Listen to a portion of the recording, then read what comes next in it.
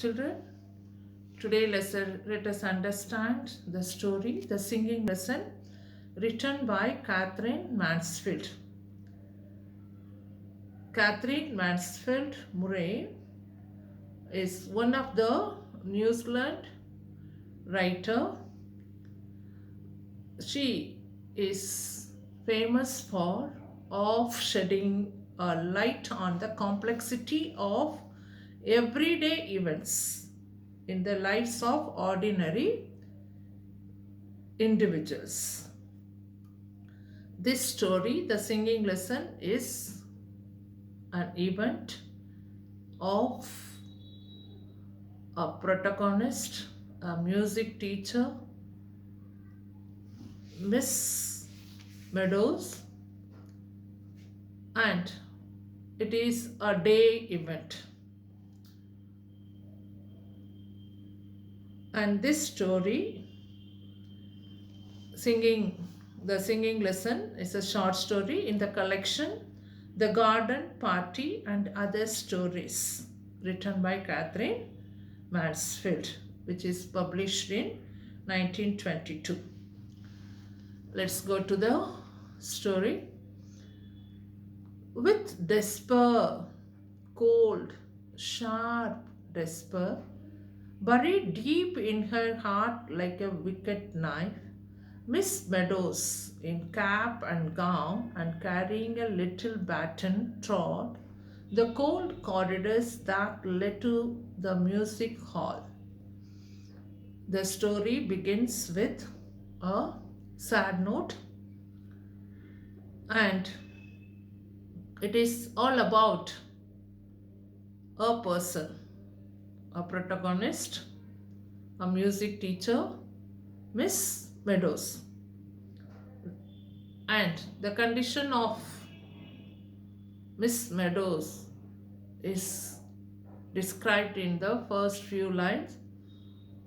She was full of despair and cold, sharp despair, a gloomy thought. Cold and sharp despair means full of grief, buried deep in her heart like a wicked knife, which was hidden in her heart. The grief which was hidden in her heart is compared to a knife, a sharp knife, which is pricking her and poking her heart. And it's like a wicked knife. What is referred to the wicked knife here? The pain and the grief which is there in her deeper heart.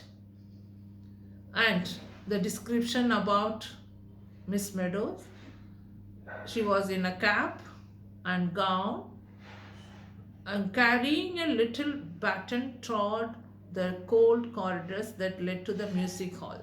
It tells that she is a music teacher carrying the thin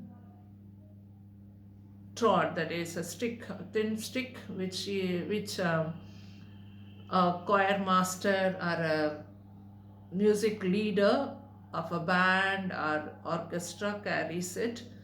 They used to lead the people who are singing.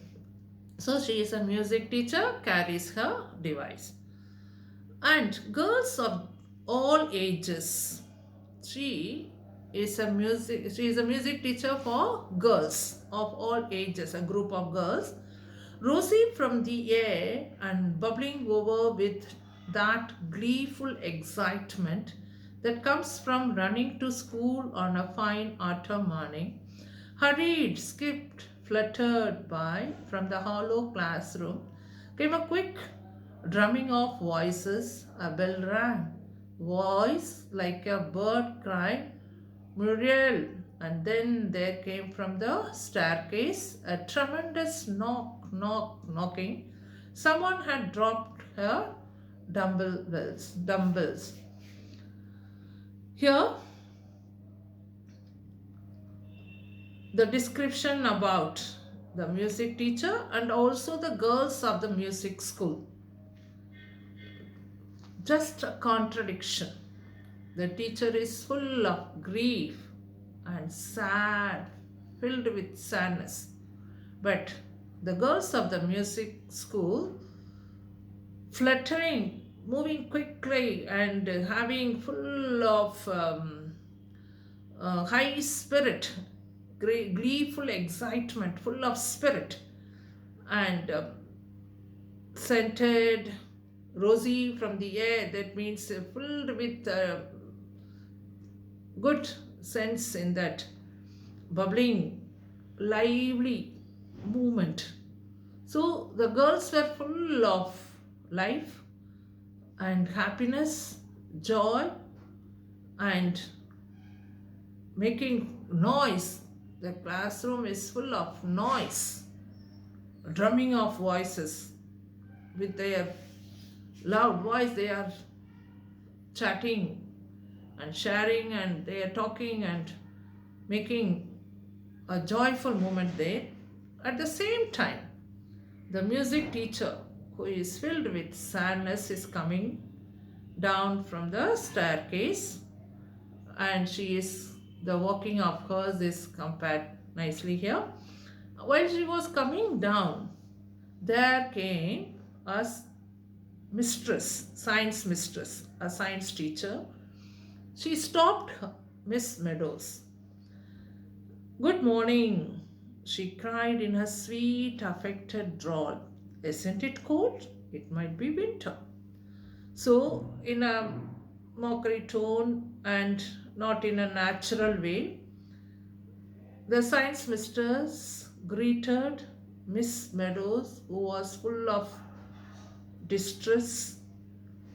Hearing the greeting of the science mistress, not liking it, Miss Meadows not liking it because she had some rivalries with her, it shows in this the following lines. Miss Meadows hugging the knife means having all hatred in her heart, stared in hatred at the science mistress. She is full of despair and also not liking Miss Science Mistress, and everything about her was sweet, pale like honey. You would not have been surprised to see a bee caught in the tangles of that yellow hair. So the description of the science mistress is given. She looked very beautiful and sweet. "It's rather sharp," said Miss Meadows. Miss Meadows answered her in a rough manner. Grimly, with sadly, she has said. The other smiled her sugary smile. So other one smiled in a sarcastic smile, but Miss Meadow gave her in a rude answer. "You look frozen," said she. So she is mocking her. Her blue eyes opened wide. There came a mocking light in them. Had she noticed anything? So Miss Science Mistress mocking at Miss Meadows. In these two conversation, we can understand that they were not having a good relationship or a good terms, not liking each other. "Oh, not quite as bad as that," said Miss Meadows. And she gave the science mistress in exchange for her smile a quick grimace and passed on. So, with a bad expression on her face, with a twisting lips and face, and she went away. So, in the beginning of the story, we have been introduced about the protagonist, the condition of the protagonist, Miss Meadows. She is full of despair, she is upset of something.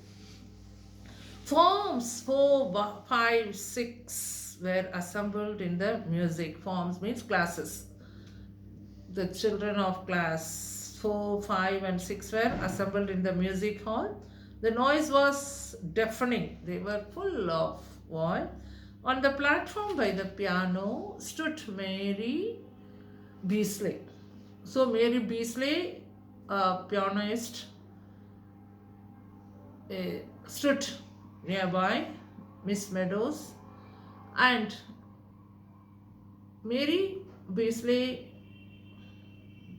was favorite student of Miss Meadows, who played accompaniments, means while the teacher sings, she plays the music for her. She was turning the music stool.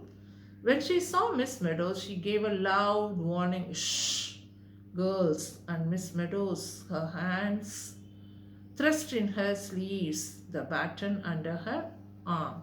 So she carried the baton in her sleeves, and she came, and her favorite student Mary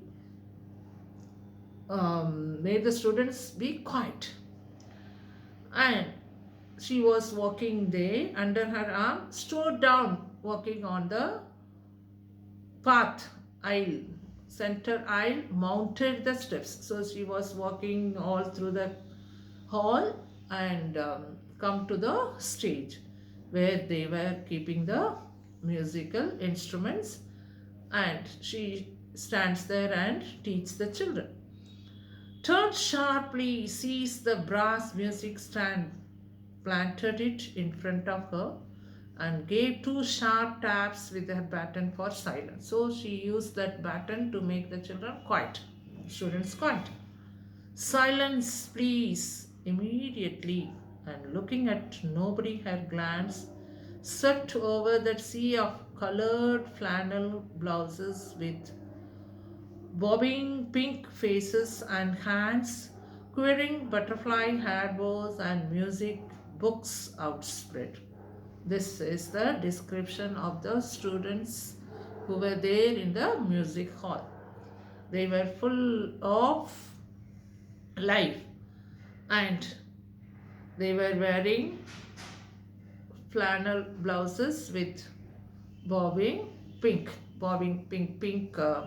edges, and um, blouses where they were wearing that pink bases and had quivering butterfly. They were wearing the bows and music books outspread. So the costume of the, or the uniform of the students is described here. They were in music hall. They are the students. It's a music school. They were in a perfect dress and having the music book in their hands. She knew perfectly well what they were thinking. So, as a teacher, she is standing in front of the group of students who have come to learn the music. And she knew very well what they are thinking about her because of her indifferent attitude. "Mary is in a wax." This will be the comment of the students. I think they will be thinking that I am upset. "Mary is in a wax" means upset. Well, let them think. It is, she is thinking that the children may be thinking that I am upset. Let them think, yes, I am upset. What could the thoughts of those creatures matter to someone who stood there bleeding to death? What is it is, I'm not going to bother whatever they think because I am bleeding. So she is wounded so much. What is wounding her? Let's understand in the later part. Pierced to the heart by such a letter. So what is wounding her? What is hurting her? Why she is upset? It is said here. A letter.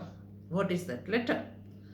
"I feel more and more strongly that our marriage would be a mistake. Not that I do not love you. I love you as much as it possible for me to love any woman. But, truth to tell, I have come to the conclusion that I am not a marrying man, and the idea of settling down fills me with nothing but," and the word disgust was scratched out lightly, and regret is mentioned, the written over the top. So this is making or troubling the protagonist, Miss Meadows. This is the letter. And this letter she received from her fiancé. She was betrothed with a man called Basil, who was ready to marry her, accepted her, and engaged with her, writing this letter. What he is wanting now? He is saying that I feel more and more strongly that our marriage would be a mistake. That means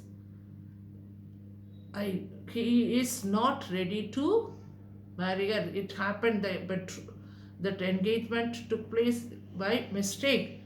Not that I do not love you. I love you, but I love you as much as is possible of a woman. But truth to tell, I have come to the conclusion that I am not a marrying man. I am not ready to be married. And the idea of settling down is trouble. No, I am regretting. I am not liking it. So this letter troubled Miss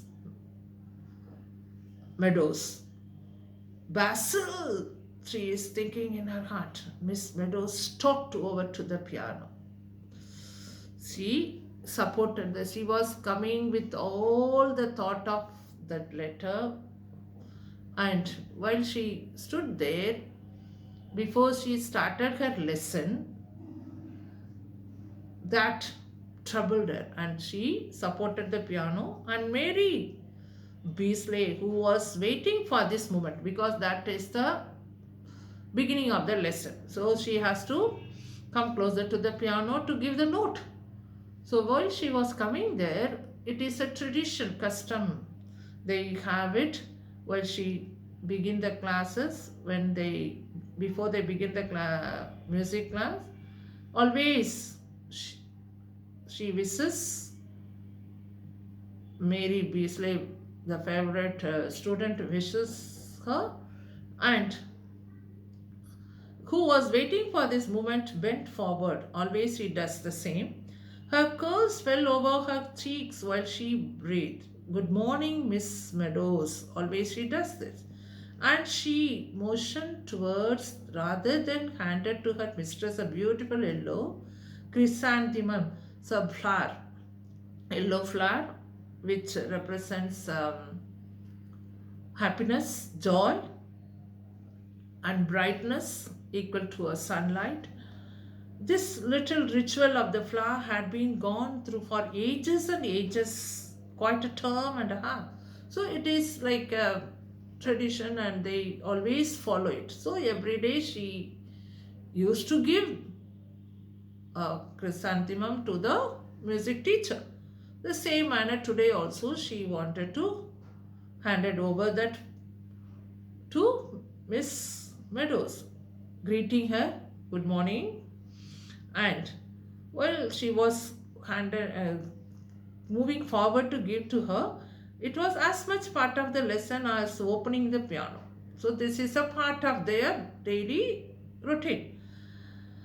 But this morning, instead of taking it up, Miss Meadows, instead of taking it up as every day, instead of tucking it into her belt while she leaned over Mary and said, she gets and tucking it over her belt always. But today, what she said, thank you, Mary. How very nice. Just she ignored it. Thank you, Mary. Just very nice it is. Turn to page 32. Instead of receiving that flash, she had directly announced or asked the students to open the page. 32. What was Mary's harder when Miss Meadows totally ignored the chrysanthemum, made no reply to her greeting. So she was not understanding. Mary was not understanding what happened to her, but said to a voice of ice. So, cool manner, she said, page 14, please, and mark the accents well. So, she just instructed the students to open the page. Let's continue the story in the next class.